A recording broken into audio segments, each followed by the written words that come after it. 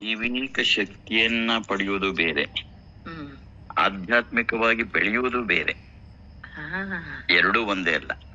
ಹಾ ದೈವಿಕವಾದ ಶಕ್ತಿ ಪಡೆದವರಿಗೆಲ್ಲ ಆಧ್ಯಾತ್ಮಿಕತೆ ಇದೆ ಅಂತಲ್ಲ. ಹಾ ಆಧ್ಯಾತ್ಮಿಕತೆ ಇರೋರು ಹ್ಮ್ ದೈವ ಶಕ್ತಿ ಪ್ರದರ್ಶನ ಮಾಡಲೂಬಹುದು, ಮಾಡದೆ ಇರಲೂಬಹುದು. ಹ್ಮ್ ಅದಕ್ಕೆ ಎರಡೂ ಕೂಡ ಒಂದೇ ಆಗಲ್ಲ. ಹ್ಮ್ ಸ್ವಾಮಿ ವಿರಜಾನಂದರಿದ್ದಾಗ ಹ್ಮ್ ಅವರಲ್ಲಿ ಹ್ಮ್ ಆಧ್ಯಾತ್ಮಿಕತೆ ತುಂಬಿ ತುಳುಕ್ತಿತ್ತು. ಹ್ಮ್ ಸಹಜವಾಗಿ ದೈವಿಕತೆ ಇದ್ದೇ ಇರುತ್ತೆ, ಅಲ್ಲಿ ಇರಲ್ಲ ಅಂತಲ್ಲ. ಅದ್ರ ಒಂದೇ ಒಂದು ಕ್ಷಣವೂ ಅದನ್ನ ಪ್ರದರ್ಶನಕ್ಕೆ ತಗೊಳ್ಳೇ ಇಲ್ಲ ಹೊರಕ್ಕೆ. ಹ್ಮ್ ಹಾಗಾಗಿ ಅವೆರಡೂ ಕೂಡ ಒಂದೇ ಅಲ್ಲ. ಹ್ಮ್ ಎರಡೂ ಕೂಡ ಒಬ್ಬ ವ್ಯಕ್ತಿಗೆ ದೈವಿಕ ಶಕ್ತಿ ಪ್ರದರ್ಶನವಾಗ್ತಿದೆ ಅಂತ ಆತ ಆಧ್ಯಾತ್ಮಿಕತೆಯಲ್ಲಿ ಇದ್ದಾನೆ ಅಂತ ಅರ್ಥ ಅಲ್ಲ. ಹ್ಮ್ ಎರಡೂ ಕೂಡ ಬಹಳ ಬೇರೆ ಬೇರೆ ದಿಕ್ಕು ಅಂತಲೇ ಹೇಳ್ಬಿಡ್ಬೋದು. ಹ್ಮ್